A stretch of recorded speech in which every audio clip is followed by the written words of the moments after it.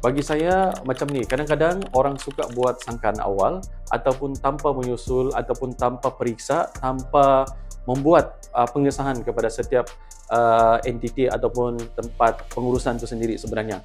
Sebab ada orang mungkin kategori boleh jadi negatif, boleh jadi positif. Tetapi bagi saya, apapun perkara ni kita akan berfikir tentang profil kewangan ni sebab contoh yang berbezanya koperasi yang kami urus ada 7 koperasi ni bukan semua sama kriteria dia. Maksudnya dari segi interest dan juga payout semuanya berbeza.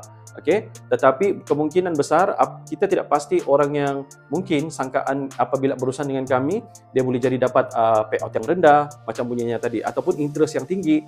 Okey, tetapi di koperasi bukan semata-mata yang tu, tetapi berdasarkan setiap profil kewangan orang ni dia berbeza. Jadi kelulusan yang dibuat dan juga payout yang dibagi kepada setiap pelanggan berdasarkan profil kewangan masing-masing, berapa interest yang dikenakan dan juga apa payout yang koperasi kan kenakan kepada dia. Ini antara satu perkara lah untuk kita dapat faham, dan bagi saya kalau kita buat sangkaan awal bahawa kita berurusan dengan Aeron Solution, payout dia tu rendah, tapi kita kena berurusan dengan betul, kita sendiri kena bertanya bukan daripada andaian-andaian daripada luar.